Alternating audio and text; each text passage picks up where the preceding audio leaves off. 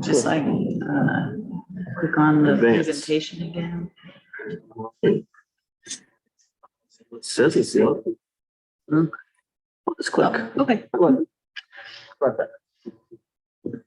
I'm Jake Hardt. I'm a community resilience coordinator with the Washington Department of Natural Resources. I work for the Wildfire Management Division of the DNR, and I live in Omak, Washington, which is northeast region for the DNR, and I service southeast region counties, so Chelan County, Douglas County, Grant, and Adams counties. And I'm flattered to come talk today about protecting homes from wildfire. Your home can survive a wildfire. And this presentation is pretty landowner, homeowner centric, understanding that these are, you folks are natural resource professionals. I thought about tailoring it completely to natural resource professionals, but I said, you know what, you guys are going to parrot all this stuff to landowners anyway. So I just decided I'd leave it at that. But quick introduction about me is I've been a wildland firefighter pretty much my whole adult life. I started as a volunteer firefighter with the Grant County Fire District number 3 in 2001 when I was 16 years old, not to date myself, but been doing wildland fire for 20 years or so. And I started working for the Department of Natural Resources in 2006. So in 2006, I had a wonderful opportunity to start working on the Department of Natural Resources aviation program. And the reason I bring that up is because that experience from 2006 through 2015, I was on some of our state's most destructive and interesting wildfires that we've experienced in the incipient initial attack phases of them. So during that experience for a decade, I got to fly around in helicopters and show up to the fires that typically had structures threatened, was why they were sending aviation resources. So I was the guy that kind of flew inside the fire and figured out the values at risk that needed protected. So picture my dad there left. He was a firefighter. He's retired now as a volunteer in Grant County. My son there in the middle, Nolan, that's Labor Day 2020 from Omak looking south for some of those fires that were going that day. We got to watch it start essentially, and I was home with him, so I wasn't working. We watched it, burn to Wenatchee dang near. So the following morning, the wind shifted back towards our direction, and I woke up to pine cones the size of my fist, charred black on my wooden deck in town in Omak. And I was like, for being the guy that talks about structure risk assessments, like I should probably take this more seriously around my home in Omak.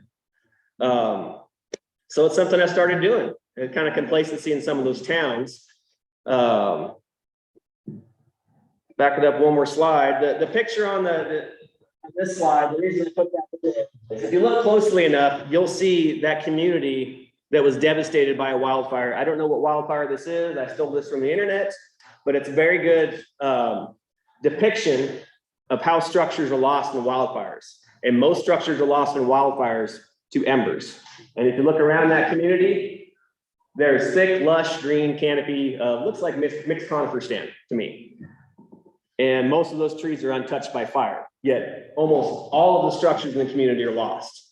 So that picture really stood out to me, painting the picture of how homes are actually burning and what we should be looking for if we're interested in protecting our structures. So again, title of this presentation is Your Home Can Survive a Wildfire. Here's how you can help. I put a couple circles on there. This was a wildfire that I was on. This picture is photographed by me. This was the Rising Eagle Road fire in Okanagan County, 2014. Coworker of mine standing there.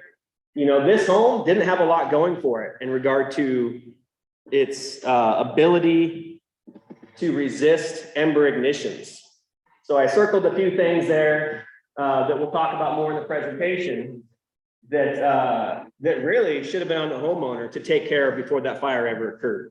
So the Rising Eagle Road fire started along the highway. And, fire went up the slope, immediately had structures involved, immediately, right off the bat. And we just happened to have an airport in the back room up here with a whole bunch of aviation resources for the Carlton complex that day. And so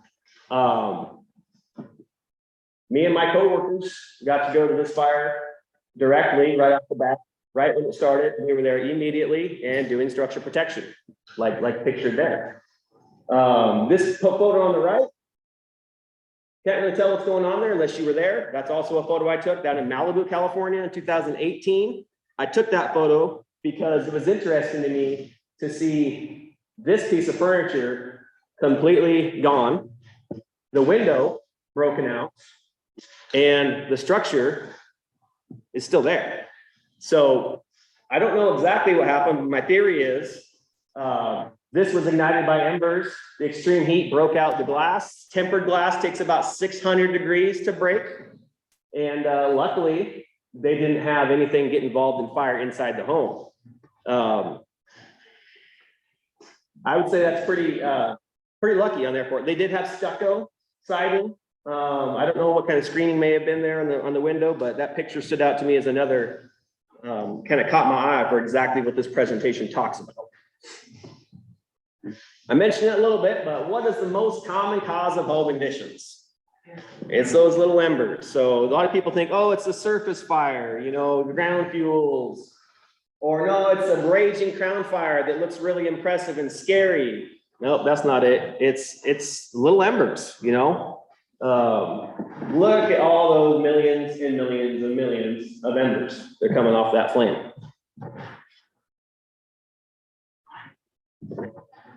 So when I reference research in this presentation, I didn't put, citations or whatever, but what I'm referencing is work done through the National Fire Protection Association, NFPA, as well as IBHS, which that acronym slips my mind right now. International Insurance, Business and Health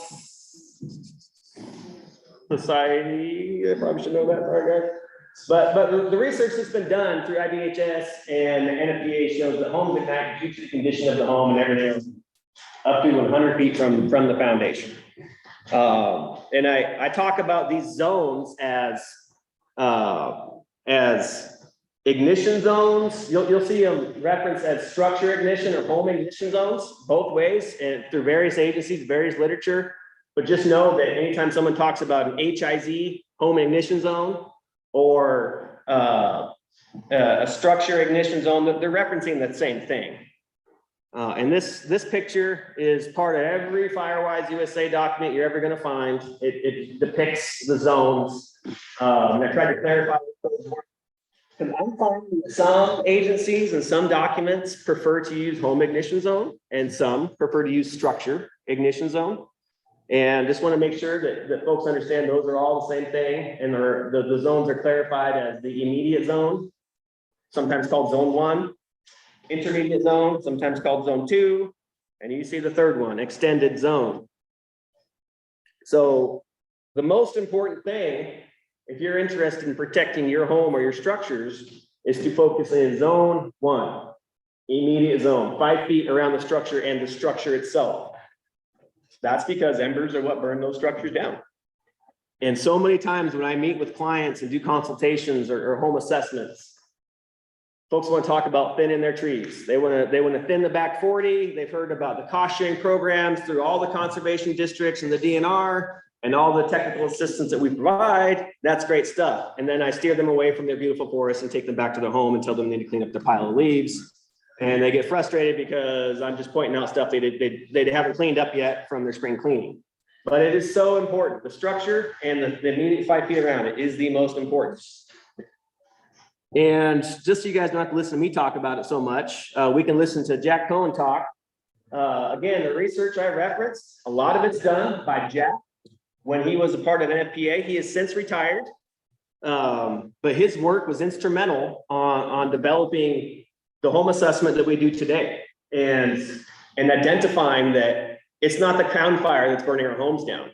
The radiant heat from a crown fire doesn't burn our homes down. If we have separation from that vegetation with a defendable space, and more importantly, 5 feet around the home, your home has a good chance of surviving, but we'll let Jack tell us about it.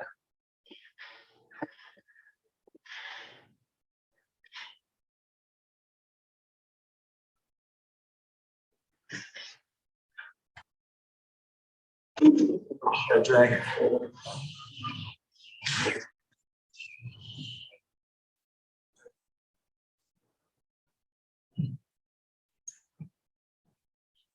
Put the microphone down.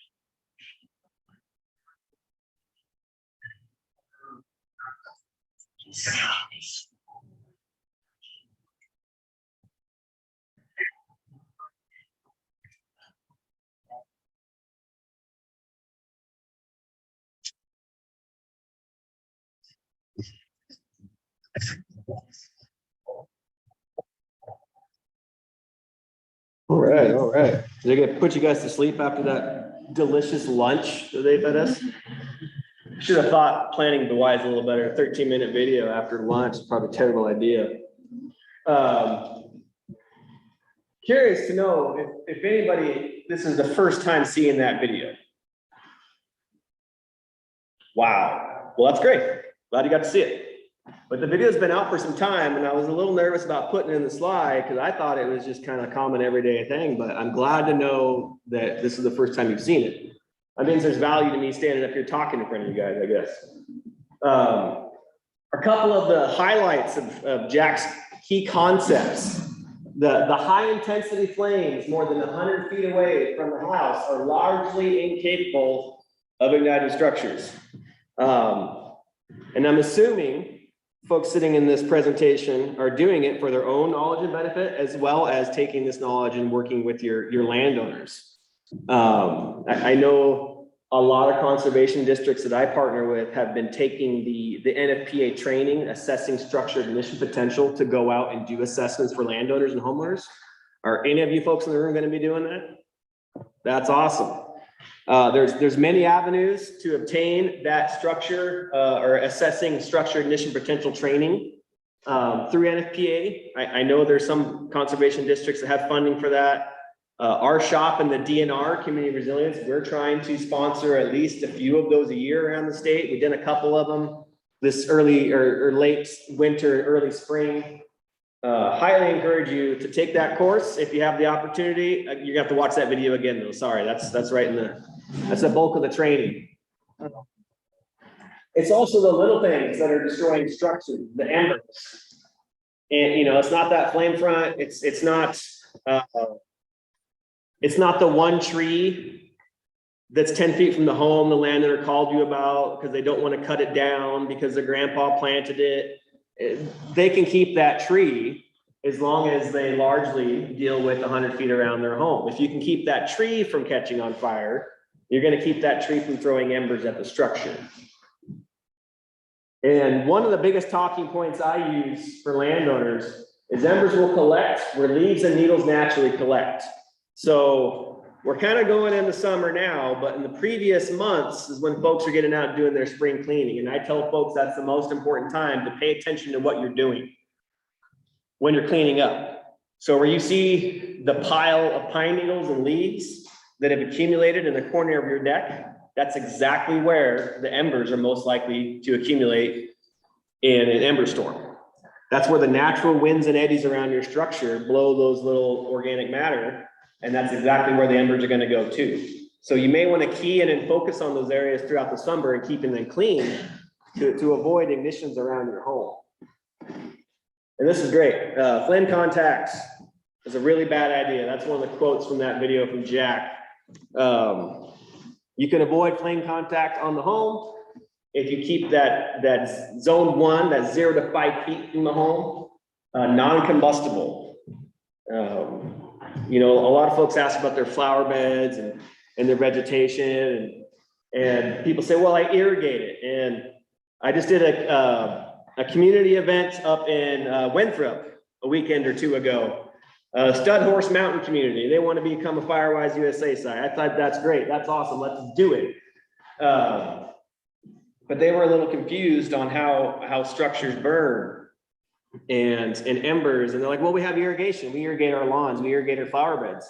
And then I remind them, for those that still lived in that community in 2014, anybody know what happened to the power during the Carlton complex in Winthrop in 2014? It was out for a solid 2 weeks. And that was an early season ignition, early season fire, meaning for 2 weeks, people were not able to irrigate. What do you think happened after 2 weeks of no irrigation in those flower beds? They are dried out. So relying on irrigation for your flower beds is a poor choice, in my opinion. Following the science, as Jack says, that the Insurance Institute of Business Health and Safety did for us. Sorry, I had a minor brain lapse earlier. IBHS. IBHS is doing lots of great work, even to today, on coming up with data for us to use in the field. They have some reports coming out, I believe, this year that will further point to some specific details of how those 1/8-inch screens, how effective are they? They quantify how effective they are at stopping those embers, as opposed to the 1/4-inch screens on your vents, things like that, things that matter. A non-combustible, perimeter around your home, pretty important. So some of the actions that Jack was highlighting in his video is cleaning, obviously, debris off the roofs and out of the gutters. He said that the roofs are the most susceptible to embers. And he specifically said that wooden roofs, obviously, are most susceptible to embers. But if you have your gutters chock full of debris, you may have metal gutters. You may have composite roofing, but right up underneath that lip of that composite, that's probably wood. Unless the builder was an A+ Firewise builder and put in a little piece of metal flashing, they may not have though. The name of the game is just keep your house clean. Most debris accumulates often where the converging roof pitches are. And that's a pretty extreme example of somebody not cleaning up their home, but maybe that's a 2-story home. Maybe it's an elderly couple. Maybe they don't have a 24-foot extension ladder to get up there. If they're interested in keeping their structure from burning from embers, they're gonna have to figure a way to clean that up. Untreated wood shakes, obviously are a bad idea. Super flammable, and it shocks me still to this day. We still find this stuff out and about when we do our home assessments. Couple things about decisions and prioritization. Some landowners may not have the means to replace the roof, 20 to 50 grand. And that doesn't mean they should just write off their structure. There's plenty of other actions that they can take to reduce the risk. Maybe they just can't afford the roof this year, but that's probably something they should put on the agenda to start saving their pennies for as they take care of the little details around their property. Maintenance is key, obviously. So 1/8-inch or smaller mesh screening and stainless steel mesh screening is best. You'll find a lot of aluminum at Home Depot, and aluminum does work, but it also melts at a much lower temperature than stainless steel. And stainless steel screening is much more durable than aluminum. But all you can find is aluminum. That's what you're gonna have to deal with. But in general, any vent that could possibly vent into your structure should have screening, 1/8 of an inch or smaller, or that opening should be sealed off. In some cases, there are openings to the structure, or gaps, I should say, that aren't meant to be a vent. But if you did a smoke test to it, you'll find that sometimes it drafts air into the structure. With our building construction these days with homes, they're pretty tight, pretty efficient. So any little gap there is, sometimes that drafts air in. That can also draft embers in. So it should either be sealed up with caulking or flashing, or have 1/8 of an inch metal screening to prevent larger embers from entering the structure. Those crawl space vents. Typically, those are 1/4-inch galvanized screening on those. And again, the 1/8-inch metal screening is best, and then people argue with you because they say, oh, well, it's not going to draft properly, it's not going to vent properly into my crawl space, and my crawl space doesn't have anything flammable in it, yada, yada, yada.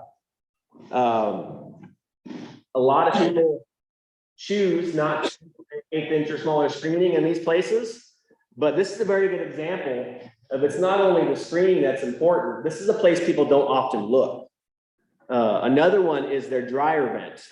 How many of you guys have got down on your hands and knees and looked up in the vent of your dryer on the exterior of your home? I'll bet you there's lots of lint piled in there right now. And that could be a source of ignition in your home. That could actually be drafting embers into your home without you knowing. If your dryer's not on and it's not expelling air, there is a possibility that could be drafting in. If that dryer vent tube is chock full of lint and it's drafting in during an ember storm, that could be a bad day for that structure. So that 3 to 5 feet, and I didn't change, you know, this part of the slideshow where it says 3 to 5 feet.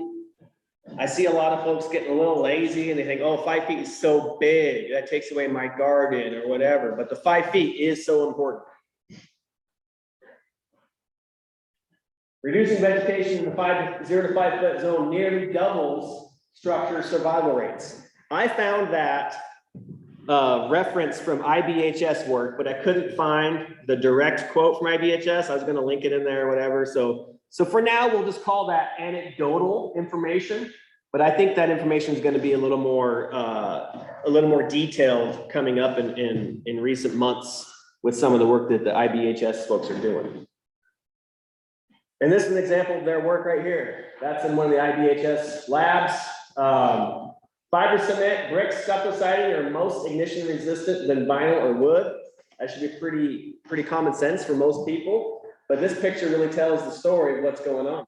This is in the same facility, the same ember shower, and you see ignitions occurring where there is flammable siding and no ignitions occurring where there's not.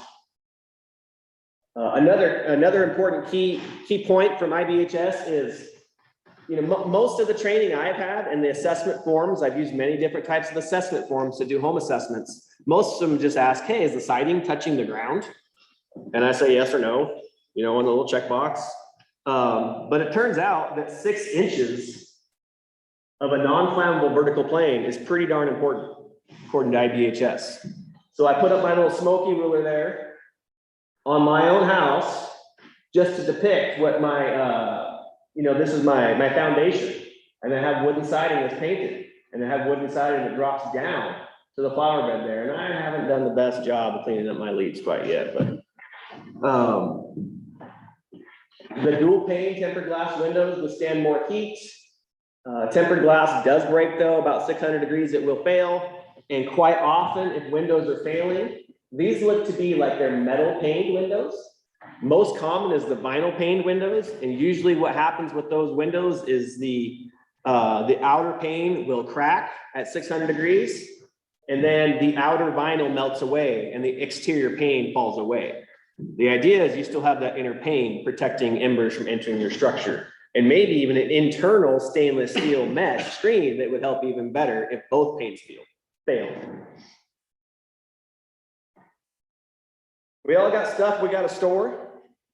I didn't take a picture of it and put it in here, but very common that I see is a extension ladder, aluminum extension ladder stuff right there. People put it out of sight, out of mind. They think the aluminum's non-combustible. It's a good spot to store your ladder. Until they realize that that aluminum extension ladder collects a lot of organic matter all year round when they're not thinking about it. And that, you know, it doesn't take a whole lot of heat to get aluminum to actually burn, especially if you got this much fuel for it. So it's the stuff you store often collects organic matter, and you know you see it in you know, rural areas that have a little lean-to off of their structure is just added storage space, right? That's not enclosed, and they put their lawnmower in there, their weed eater, their snow blower, their extension ladder, their kayaks, and all that stuff collects pine needles all year round. And if you don't think about cleaning that up regularly, it's going to be a great place for embers to land and ignite. And it's just obvious this is probably a bad idea to have in Eastern Washington. But a lot of little details folks don't think about is where surfaces meet. You know, where a vertical surface meets a horizontal surface in the corner there, that's where stuff often likes to collect. You know, and this picture is hard to tell what's going on with the angles there. What I think they're trying to explain is that the builder simply installed a little piece of metal flashing there. You know, that's gonna help a lot with ignition resistance. And that could be done, you know, take a piece of siding off and put it on. It just takes a little bit more work. Again, right up here on the decks, wooden deck, where the vertical plane meets the horizontal plane, that's where stuff we're gonna collect. So the defensive space is intermediate zones. That's zone 1, zone 2, right closest to the structure. Basically, those two zones are within 30 feet of the structure. Arborvitae and juniper are very common in a lot of eastern Washington dry areas. I guess because they grow fast, they create good privacy, yada, yada, yada. They also collect a lot of spiders, if you ask me. And that's probably the biggest reason to get rid of them around your home. I lived in a place in Ellensburg that had junipers all around it. And as soon as my landlord took out all the junipers, the mice and the spiders pretty much vanished inside my duplex, which I thought was a huge win. They were just trying to protect the structure from members inside Ellensburg. Grass, you know, even if it's irrigated, as we spoke about earlier, you know, sometimes the irrigation fails. Keep that grass short, 3 to 4 inches-ish. I don't know if IBHS didn't do any work on that. I just winged that 3 to 4 inches. It makes sense to me. The general idea, you keep it short. If it dries out, it won't carry fire as well. That's good for you. Removing annual vegetation, junipers, arborvitae, bitterbrush, sagebrush, Himalayan blackberry, Scotch broom. I even threw in a couple of the Western Washington stuff for you folks over there. Anybody ever breathed Scotch broom smoke before? When it's burning, it's absolutely terrible. Absolutely terrible. Not good to have around your property in regard to fire. I have arborvitae at my house. It's a work in progress removing them. I've at least pruned them up. They're about 30 feet tall. They were a good idea to somebody. They create a good windbreak, but they're putting my home at risk, and I'm trying to figure out ways to get rid of them. Luckily, I have a really strong conservation district in my area that's been fighting tooth and nail to include OMAC in their service area, which they just did. So I'll be able to take part of some of the chipping programs that the Okanagan County Conservation District putting on, which I'm pretty excited about.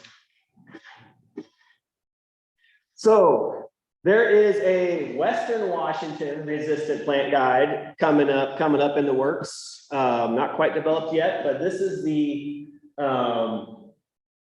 fire resistant plants for Eastern Washington guide that was put together by the folks down here. The Master Gardener Program, WSU, folks at Cascadia here locally, Fish and Wildlife folks in the DNR. And this document seems to be pretty popular with folks, rightfully so. It gives very good recommendations on what folks should have around their structures. In my experience, most often people just don't know. They don't know what to put. They go to Home Depot. Home Depot tells them to buy arborvitae. They buy arborvitae. So maybe someday we'll be able to work on with corporate at Home Depot and Lowe's to implement some of the practices in this guide. Until then, it's up to us working with the public. So this guide is available at various places, but the DNR Community Resilience Library, that's housed electronically, both English and Spanish there. And there may be some folks that could get you hard copies of those, like me. If you reach out to a DNR Community Resilience Coordinator or any of the folks tagged on the bottom there, I'm sure they could be able to drum up some of those for you. So the 5 minutes, thank you. So moving out from zones 1 and 2, where it was 30 feet from the home, now we're talking about the defensible space in the extended zone, which is 30 feet plus 100 feet out from your structures. And there's a great method here called SLOPS, or formerly known as by some ICO, or a local resident expert in the audience here, that helped develop that. And anybody heard of SLOPS before? Curious? Maybe you heard about it earlier today. When I was a service forester for the DNR, this is pretty much the spiel. I would just get the SLOPS document out that Ken gave me and hand it to the landowner, and people, oh, this looks pretty cool. I don't have to clear cut my property. No, we don't want you to. And, you know, the standard answer, oh, the first thing that's gonna get cut down is letter A there, the snag, you know, but we want the snags to be left. So a lot of folks think in black and white, you know, it doesn't have to be black and white, it's patchy, you know, it's got clumps. I won't go over that too much because Ken already covered it, it sounds like, in his previous talk. Sometimes removing trees is appropriate. If so, contact your local DNR service forester or conservation district folks. Obviously, folks in the room here going to be going out as those service providers. Like I said, this is geared towards the homeowner, not necessarily the professionals, but you guys get the idea here on what to implement best practices. Some various programs out there. The Wildfire Ready Neighbors program is a locally focused program facilitated by DNR and local partners. So it was dreamed up by DNR sometime back in 2018 or so, implemented as a pilot in 2021 in a couple counties, and it's slowly spreading as we gain partners. And the whole purpose of this is to get people to sign up for a home assessment to where a local professional can come and walk and talk with them on their property. And that's a great opportunity for the local professional to also you know, implement their other programs that they have. If it's a conservation district employee doing an assessment that's from a sign up on Wildfire Neighbor, that's the time to pitch your own programs that you got going on. It's a great way to get in touch with local wildfire preparedness professionals. It provides free preparedness plans, and in some areas around the state, residents can request a wildfire ready home visit or forest health consultation. It says some areas because it's not active in all parts of the county, all parts of the state yet. There's the counties it's currently active in.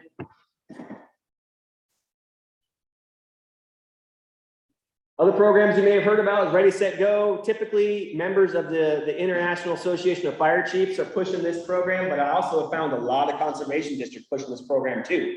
I think it's a great program, and a lot of folks get confused on the difference between Wildfire Ready Neighbors and Ready, Set, Go. They're not in competition.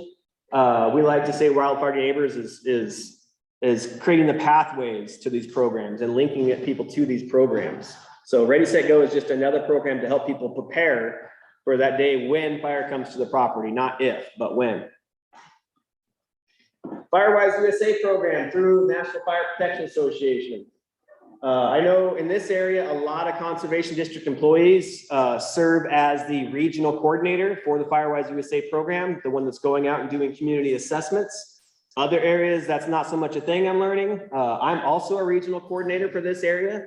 So when a community is interested in becoming a Firewise USA site and getting the national recognition, I'll go out and do a community assessment with them. And I will also reach out to local fire districts and conservation districts to bring in more local partners for that landowner in that community. And here's some resources. The Community Wildfire Resilience and Preparedness webpage and resource libraries right there. Landowner assistance portal for the DNR that helps folks find any landowner assistance related programs that the DNR has to offer. And there's my contact information if anybody cares. I got some cards up here too, and I don't know if I have any time left or not for people to ask questions or not, but Could you go back one slide? yeah. We got one. Will we be able to find the Western Washington Fire Resistant Plant Guide at the DNR website when it's available? When it's available, but I wouldn't get too upset if it's not available before next spring, because the collaboration on getting that together is just starting.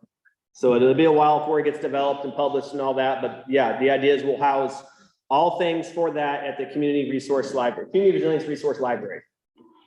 Again. Land. Go there. It's got like, it's pretty cool. It's actually good.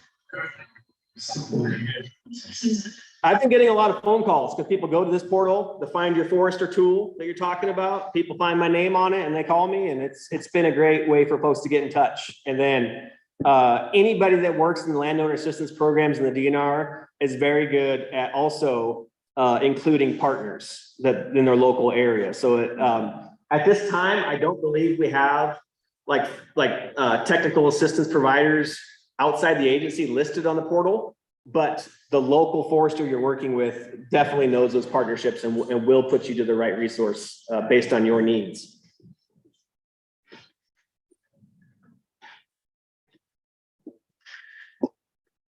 Well, that's all I have for you folks. Thanks for listening to Yak up here. Appreciate it.